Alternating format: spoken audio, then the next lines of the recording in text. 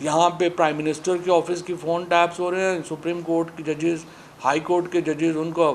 لگ رہا ہے کہ کوئی پرابلم ہی نہیں ہے، کہ جو مرضی ہو جائے، ہم کون سا اس دنیا میں تو ہم رہتے ہی نہیں ہیں۔ اس کے بعد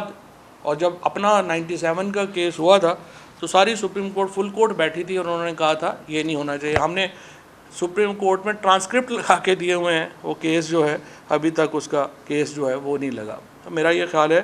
کہ ہمیں اگر اپنے اداروں کو، خصوصاً جو ہمارے غیر منتخب ادارے ہیں، اگر پاکستان میں اسٹیبلٹی چاہیے، ہمیں پاکستان کو ہم نے ایک رسپیکٹیبل ملک بنانا ہے، تو انہیں اپنے الیکٹڈ آفیسز کی عزت کرنی پڑے گی۔ یہ نہیں ہو سکتا کہ پاکستان کے ان الیکٹڈ آفیسز پاکستان کے الیکٹڈ آفیسز کو جوتے کی نوک پہ رکھیں۔ کل جو آرمی چیف نے وہاں پہ بڑی یہ بھی اچھی بات کہی ہے، انہوں نے کہا کہ ڈیموکریٹک انسٹیٹیوشنز کی اور جو ہماری جمہوریت ہے اس کی عزت کرنی چاہیے اور حفاظت کرنی چاہیے، اس کو عملی جامہ پہنانے کی ضرورت ہے۔ This is a very very important statement I would say, اور اس اسٹیٹمنٹ کو آگے بڑھانے کی ضرورت ہے۔ پاکستان کے اصل جو وارث ہیں وہ پاکستان کے عوام ہیں۔ پاکستان ہم نے کوئی ایک جد و جہد تھی، لیکن جمہوری جد و جہد کے نتیجے میں پاکستان جو ہے وہ بنا تھا، اور جمہوری جد و جہد کے نتیجے میں ہی پاکستان نے آگے بڑھنا ہے۔ اب میں اس بات کے اوپر آنا چاہتا ہوں جو حقیقی آزادی مارچ کا ہمارا ہے، اس کے اوپر بھی میں بات جو ہے وہ کروں گا، لیکن اس سے پہلے میں بات کرنا چاہتا ہوں جو کہ آج نواز شریف کی گفتگو آج جو ہے وہ انہوں نے کل ریکارڈ کی ہے، آج ایڈٹ کر کے اس کو چلائیں گے۔ زندگی میں ویسے نواز شریف صاحب نے نہ کبھی براہ راست بات کی ہے، نہ کبھی انٹرویو دیا ہے۔ ابھی میں تو حیران ہوں، اگر ہم کو طوطا بٹھا دیتے 1985 سے اب تک، اس کو بھی یہ کانفیڈنس آ جاتا کہ میں نے لائیو بات کرنی ہے یا بات کسی کے کرنی ہے۔ انہوں نے 1985 سے لے کے اب تک ہم لوگ سارے جو پوری جنریشن جو ہے وہ جوان ہو کے بوڑھی ہونے لگی ہے، نواز شریف صاحب کو کانفیڈنس نہیں آیا، وہ وہیں پہ ہیں 1985 سے 1983 میں بیٹھے ہوئے ہیں۔ اس سے آپ اندازہ لگا لیں کہ ان کی کیا صلاحیت ہے۔ جو اس وقت معاملہ ہے جو اس وقت معاملہ ہے وہ یہ ہے کہ نواز شریف کو میں یہ کہوں گا کہ جو NRO-22 کی تفصیل قوم کے سامنے رکھیں۔ نواز شریف ہمیں بتائیں کہ جو انہوں نے وہ جس ڈیل کے ذریعے پاکستان واپس آئے ہیں، آنے کی کوشش کر رہے ہیں، یا پھر شہباز شریف نے مریم نواز اور نواز شریف دونوں کو پاکستان کی سیاست سے باہر کر دیا ہے، وہ ایک علیحدہ بات ہے۔ لیکن اہم بات یہ ہے کہ یہ بتائیے کہ جو ڈیل جس کی کچھ تفصیلات خرم دستگیر اور جاوید لطیف نے یہاں پہ ہمارے سامنے رکھی ہیں، آج نواز شریف کو چاہیے کہ اس NRO-22 کی جو ڈیٹیلز ہیں وہ ہمارے سامنے رکھیں اور ہمت کریں کس طرح سے انہیں 1100 ارب روپے کے مقدمے جو ہیں اس میں زرداری اور نواز شریف کو ریلیف دیا گیا ہے۔ ایک طرف ہم جو کر رہے ہیں سیلاب میں، جس طریقے سے ہم ایک ایک روپیہ اکٹھا کر رہے ہیں، ہم پوری دنیا میں ابھی جو گئے ہیں بلاول بھٹو صاحب، اپنا خرچہ کوئی $1 ملین سے اوپر ہے، اور جرمنی سے $1 ملین کی امداد ملی ہے، اسی کے اوپر دانت نہیں اندر ہو رہے، اور وہ لے کے آ گئے ہیں۔ $1 ملین ملا ہے جرمنی سے انہیں، جو پاکستانیوں نے وہاں پہ، امریکہ کے پاکستانیوں نے اس سے دگنا جو ہے وہ عمران خان کی ٹیلی تھون میں دے دیا تھا یہاں بیٹھے ہوئے۔ تو اصل بات یہ ہے کہ ہمیں یہ تفصیل دیں کہ کیسے انہوں نے یہ NRO-2022 حاصل کیا، اس کے لیے نواز شریف نے اور PMLN نے کیا کیا جو ہے وہ دیا، اور اس کے بدلے میں انہوں نے جو لیا ہے وہ تو ہم دیکھ رہے ہیں۔ مریم نواز شریف کا کیس ہوا، ایون فیلڈ اپارٹمنٹس کا، جو نیب کا وکیل ہے وہ پروسیکیوشن کے وکیل سے کہیں زیادہ بیچارہ جو ہے وہ پریشان ہے کہ کیسے ہو کہ مریم نواز کو میں یہ بیل لے کے دوں اور یہ کیس جو ہے وہ ختم کراؤں۔ جج صاحب نے انہیں پوچھا کہ آپ نے کوئی انویسٹیگیشن کی ایون فیلڈ کی؟ انہوں نے کہا جی ہم نے تو انویسٹیگیشن ہی نہیں کی۔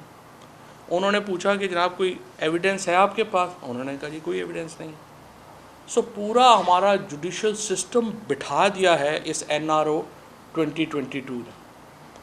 ہوتا کیا ہے کہ ایڈورسریل سسٹم ہے پاکستان میں، ایک وکیل ملزم کے حق میں دلیلیں دیتا ہے، دوسرا وکیلوں اس کے خلاف کیس جو ہے وہ پیش کرتا ہے۔ یہاں پہ جو مخالف وکیل ہے وہ بھی خود ملزم اپوائنٹ کر رہا ہے۔ اب یہی ڈرامہ کل ایف آئی اے کی کورٹ میں ہوا، جہاں شہباز شریف اور حمزہ شہباز کے 24 ارب روپے کا کیسز جو ہیں وہ پینڈنگ ہے۔ 14 ارب روپے کا ایک کیس پینڈنگ ہے، 10 ارب روپے کا ایک کیس پینڈنگ ہے۔ کیس کیا ہے؟ کیس یہ ہے کہ یہاں سے تقریباً 6000 اکاؤنٹس ڈیٹیل جو ٹرانزیکشنز ہیں ان کے ذریعے یہ پیسے پاکستان سے باہر بھیجے گئے۔ پاکستان سے باہر پاکستان میں یہ پیسہ واپس کیسے لایا گیا؟ ایک منظور پاپڑ والا ہے جو کہ پاپڑ بیچتا ہے ایک بیچارہ ریڑھی کے اوپر، 2-2.5 ارب روپیہ منظور پاپڑ والا نے ہم شہباز شریف صاحب کے اکاؤنٹوں میں ڈال دیا۔ ایک ان کے جو اپنے منشی ہیں اپنی فیکٹریز میں، جو زندگی میں کبھی باہر نہیں گئے، انہوں نے لنڈن سے وہ پیسے ان کے اکاؤنٹوں میں ڈالنے شروع کیے، اور یہ ٹوٹل 14 ارب روپیہ جو ہے وہ ان کو وہاں سے واپس آیا، اور اس کے ذریعے انہوں نے یہاں پہ، اور یہ میں آپ کو پہلے بھی میں نے پچھلی دفعہ بھی بات کی تھی، یہ جو 24 ارب روپیہ ہے، یا یہ ان کے جو ایون فیلڈ اپارٹمنٹس ہیں، یا حسن نواز نے جو $100 ملین کا اپارٹمنٹ جو ہے وہ لیا، اس پہ بھی میں 1 منٹ میں آ رہا ہوں، جو نیاب نے بات کی، یہ وہ پیسہ ہے جس کا ہمیں پتہ ہے، پاکستان کے لوگوں کو تحقیقات میں پتہ چل گیا ہے کہ یہ پیسہ انہوں نے چوری کیا ہے، لیکن وہ پیسہ جس کا ہمیں پتہ نہیں ہے، جس کے لیے ہمیں ایک اور پیناما پیپر سکینڈل کی دعا کرنی چاہیے کہ کوئی دنیا میں ایک اور بندہ کوئی نکلے جمع مرد جو اس طرح کی انفارمیشن جو تھرڈ ورلڈ ملکوں کے حکمرانوں نے جو چوری کی ہوئی ہے اس کو ایکسپوز کرنے کے لیے کوئی اور مرد حر نکلے اسی طریقے سے، اور ہمیں پتہ چلے کہ انہوں نے اور کیا کیا پراپرٹیز بنائی ہوئی ہیں، کہاں کہاں پہ بنائی ہوئی ہیں، جن کا ہمیں پتہ نہیں ہے۔ اور پاکستان کی جو حکومت ہے وہ تو شکنجے میں ہے، وہ تو تیار ہی نہیں ہے۔ اس وقت صرف دبئی میں $10 بلین سے زیادہ پاکستانیوں کی جو ہے وہ انویسٹمنٹس ہیں پراپرٹی میں۔ کن لوگوں کی پراپرٹیز میں انویسٹمنٹس ہیں، کن لوگوں نے وہاں پہ کیا ہے، کیا پاکستان میں وہ ڈکلیئرڈ ہے نہیں ہے، ہمیں نہیں پتہ، کسی کو نہیں پتہ۔ اسی طرح سے یو کے میں یہ جو پولیٹیکل ایلیٹ ہے ہماری، اس کی جو ساری انویسٹمنٹس ہیں وہاں پہ ہیں، کتنی ہیں، کتنی ہمیں پتہ ہے، کتنی نہیں پتہ، ان کی جرمنی میں کتنی ہے، ان کی فرانس میں کتنی ہے۔ سرے پیلس آپ کے سامنے ہوا، زرداری صاحب نے کہا کہ ہمارا ایسے کوئی تعلق ہی نہیں ہے، جب وہ بک گیا، اس کی آکشن منی آ گئی تو انہوں نے جا کے میجسٹریٹ کو اپلیکیشن دے دی کہ نہیں ہمارا ہی تھا، اس کے پیسے انہوں نے واپس لے لیے۔ گورنمنٹ آف پاکستان نے کبھی وہ پیسے جو ہیں وہ کلیم ہی نہیں کر سکی، کیونکہ وہ پیسے سیٹلمنٹ میں ان کو مل گئے۔ اور اس کے بعد یہ وہ NRO-1 تھا، اب NRO 2022 جو ہو رہا ہے اس کے نتیجے میں 1100 ارب روپیہ مزید جو ہے وہ ان فیملیز کو جا رہا ہے، اور ہمارا سسٹم اس کے اوپر وہ خاموش بیٹھا ہوا ہے۔ اور یہاں سسٹم کیا کر رہا ہے آپ دیکھیں، میں نے جس طرح سے پہلے کہا، اس حکومت کے اندر کوئی کسی ادارے کی عزت نہیں رہی، پارلیمنٹ کی کوئی عزت نہیں رہی، پریزیڈنٹ کے آفس کی کوئی عزت نہیں رہی، پرائم منسٹر کے آفس کی کوئی عزت نہیں رہی، وزیر داخلہ کے آفس کی کوئی عزت نہیں رہی ہے، اور جوڈیشری اور فوج اور تمام ادارے جو ہیں وہ اس جو اس وقت حالات ہیں اس کی وجہ سے وہ سفر کر رہے ہیں۔ اب یہاں پہ جو ہو رہا ہے، اب آپ دیکھیں کہ نیب جو ایک ماتحت ادارہ ہے وہ نوٹس دے رہا ہے فیڈرل کیبنٹ کو کہ آپ میں ہمارے پاس پیش ہوں اور ہمیں گواہی دیں۔ کیا کسی پارلیمنٹری ڈیموکریسی میں کوئی ادارہ اس کو پوری جو کیبنٹ ہے اس کو اپنے سامنے بلا سکتا ہے اس طرح؟ پاسبل نہیں۔ اس کا مطلب یہ ہے کہ آپ کی پھر وفاقی حکومت تو ختم ہوگی، بیکاز کیبنٹ جو ہے وہ وفاقی حکومت ہے۔ ان کو بلا کے کہہ رہے ہیں کہ آپ ہمیں بتائیں کیس کیا ہے۔ حسن نواز صاحب نے ایک علی ریاض ملک، جو ریاض ملک صاحب کے صاحبزادے ہیں، ان سے ایک اپارٹمنٹ لیا۔ اس اپارٹمنٹ کے انہوں نے $100 ملین علی ریاض ملک نے ان کو پے کیے۔ اس کے اوپر ایک نیشنل کرائم ایجنسی جو ہے اس نے تحقیقات شروع کی کہ $100 ملین جو ہے وہ کیسے وہاں پہ آیا،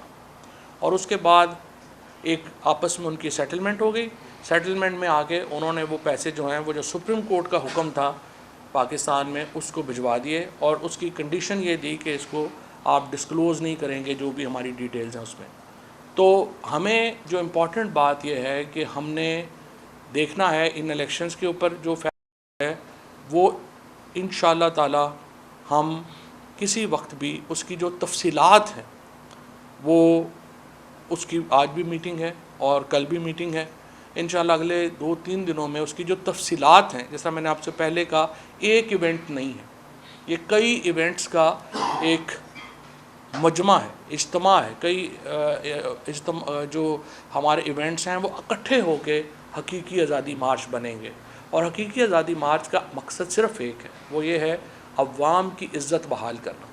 ہمارے ملک میں جس طرح سے عوام کی تحقیر ہوئی ہے عوام کی بے عزتی کی جا رہی ہے عوامی مینڈیٹ کو جس طریقے سے مذاق بنایا جا رہا ہے پھر ہماری سوورینٹی کو جس طریقے سے مذاق بنایا جا رہا ہے حقیقی آزادی مارچ جو ہے یہ اس کو بحال کرنے کا سب سے اہم پولیٹیکل ایونٹ ہوگا سب سے بڑا پولیٹیکل ایونٹ ہوگا اور انشاءاللہ تعالی اس کی تفصیلات اگلے چند دنوں میں آپ کے سامنے جو ہیں وہ تحریک انصاف